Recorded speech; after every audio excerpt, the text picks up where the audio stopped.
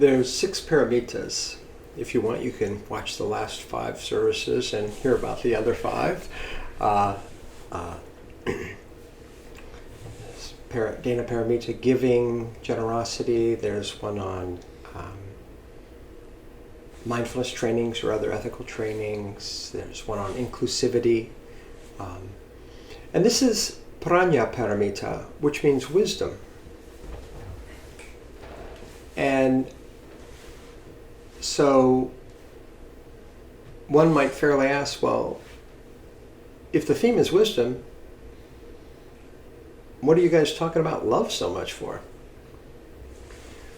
And I think of, how do we think of wisdom?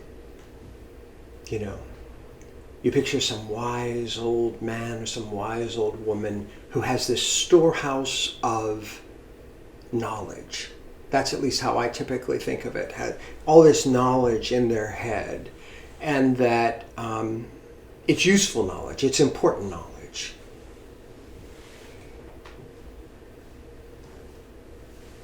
But, and I think this is probably a Western mindset, but with that, I don't usually throw in love or kindness into that.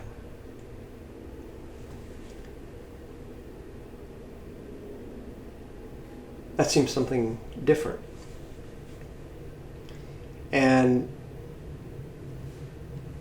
we want to at least throw out the possibility.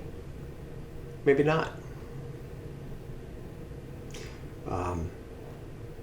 When Ollie was sharing, and I'm so grateful that I get to do the Dharma talk after she does the meditation, because I'm always more centered and more inspired.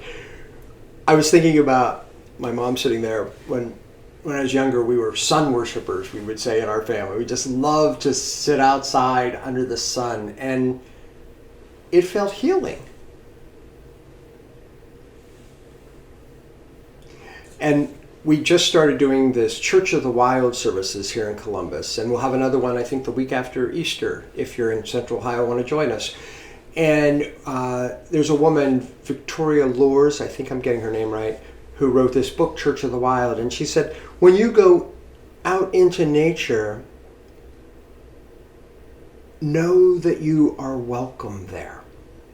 That you are being welcomed by the insects and the microorganisms and the plants, and that you belong there. I think we sometimes feel like we're intruding upon the natural world. And both of those have a little element of that love for me. And I mentioned earlier when I was singing the song, the dog was right there and the cat came up and brushed against me. Early this morning, I was doing my yoga practice. And in our house, I shut off the doors to kind of keep the cats out, because they'll come and kind of pull at the yoga mat, etc. And I had shut out the 2 cats and the 2 dogs. And I start doing my yoga practice, and we've got church today, and I've got to get through this, and it's Cookie. He wants over on the other side. Okay, I pause. I open the door. Cookie's staying right there, and I see Coco, our other older dog. She's laying on the floor, just kind of looks up at me. But Cookie's right there. I let Cookie in. He comes trotting over, his little West Highland Terrier. He comes trotting over to the other side. I sit down again. He comes up, licks my hand, and then goes and lays down. I start doing my yoga practice again, and there's another little break, and I'm like, Coco probably wants to come over too. She didn't get up, but she's older and it's harder for her to get up. So I pause the video, come over, open the door. There's Coco laying there. She looks up when I open the door. I said, come on. She comes on over. I sit down. She comes up. And she licks my hand. And then she lays down.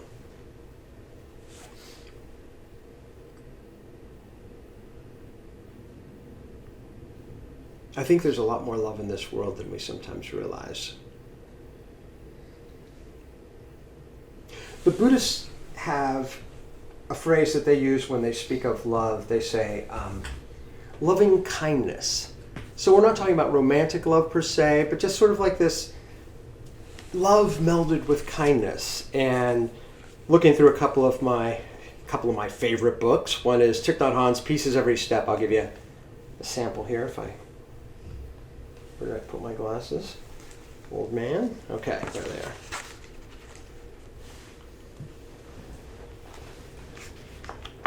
This is from page 34, Pieces Every Step.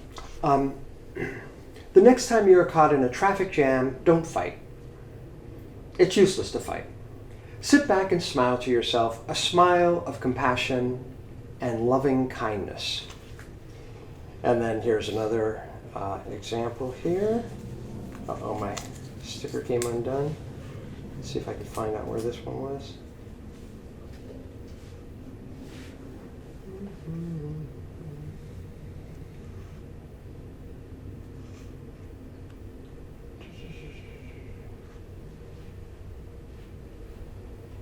Well, there's another reading about loving kindness here on this page, but I can't find it now.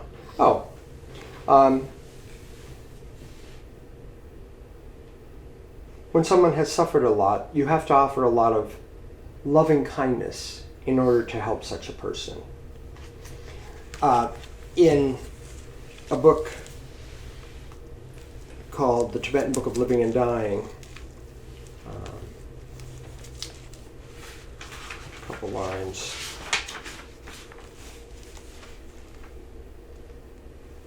Then the Buddha Maitreya, whose name means loving kindness, took a Sangha to a heavenly realm, and there gave him many sublime teachings that are among the most important in the whole of Buddhism.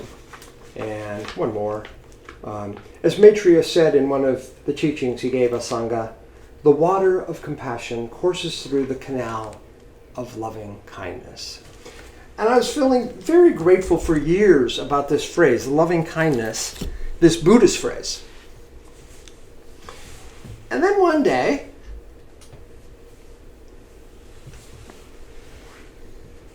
I was thumbing through my King James version of the Bible.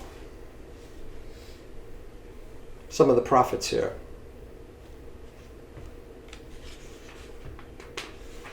Hosea chapter 2, verse 19. And I will betroth thee unto me forever. Yea, I will betroth thee unto me in righteousness and in judgment.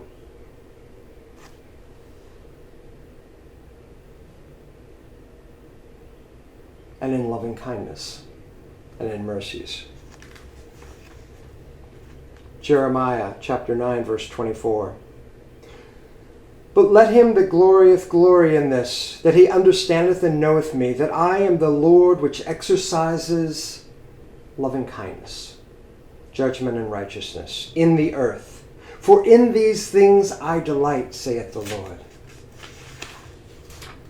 Isaiah chapter 63, verse 7.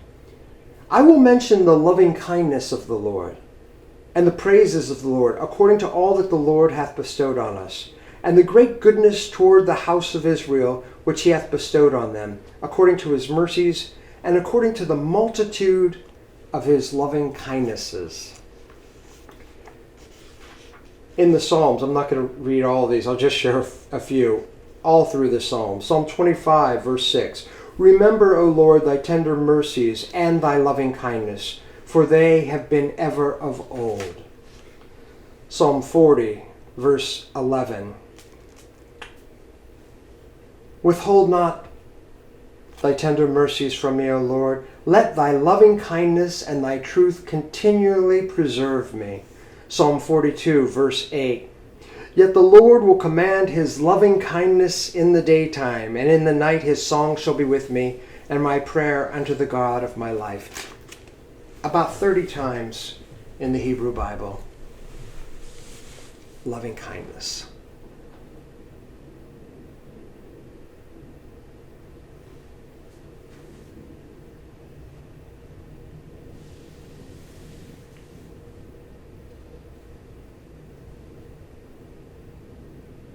Is there wisdom in this?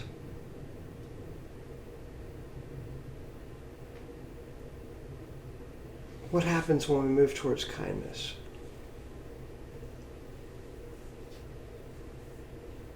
What happens when we move towards love?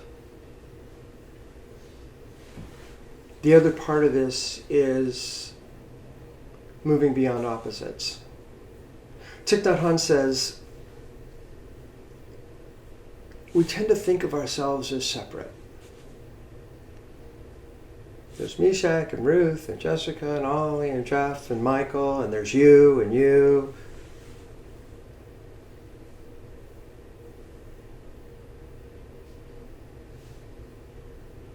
But Thich Nhat Hanh says, those are all waves. But we're all part of the same water.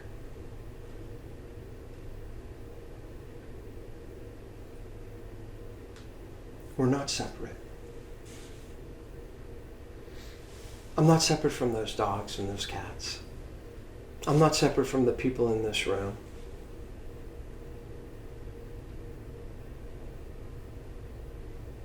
I'm not separate from those trees I was imagining during Ollie's meditation. I'm not separate from that sunshine when I was 15 years old laying out there, or that sunshine today.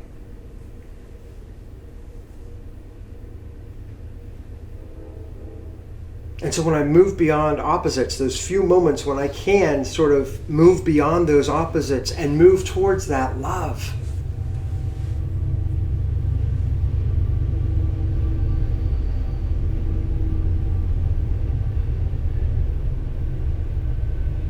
something happens.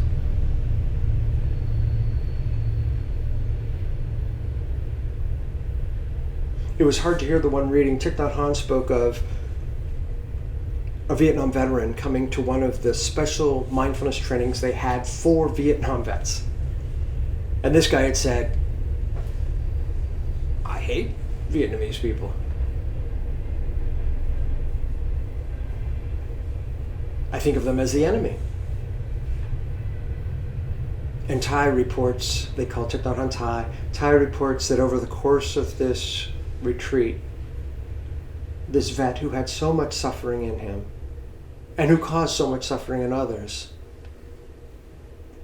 he was able to look at this Vietnamese man and not see an enemy.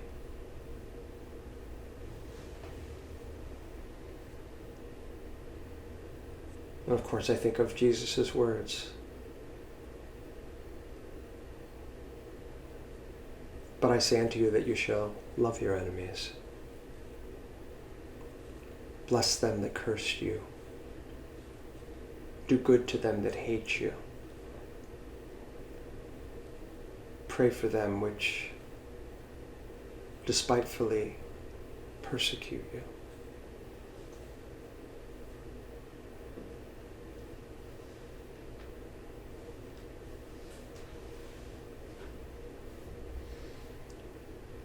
And there's something about this too, just like the waves in the water, like it's easy for that just to all be in our heads. Like the wise man who just has the wisdom in his head. And we have to unite it all. Ollie and I were talking about this. We've both been studying yoga, and a lot of people don't think of yoga as spiritual. It's like the teachers we have from India are telling us every day, it's the mind, it's the body, it's the spirit, it's all one. And then I think of the reading that I had the opportunity to share this morning. In that first commandment, what does Jesus say? Love the Lord your God with all your heart, and with all your soul, and with all your mind. We fracture it all. We break it all apart.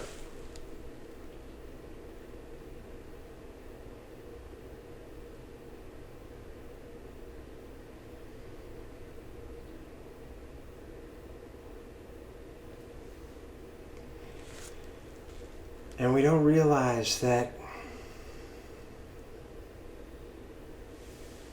when we look at that other person who's different than us, or thinks differently than us, or has different values than us, or different political views than us, we think of them as them. They're not us.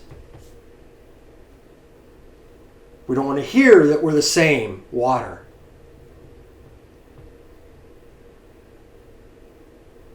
Because if that's true,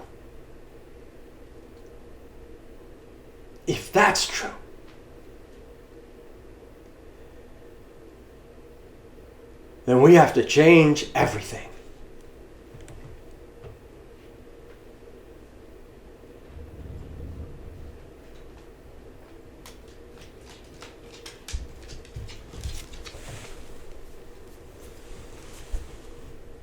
If the trees are love and the dogs are love, and we are to love the enemies and let go of all the opposites,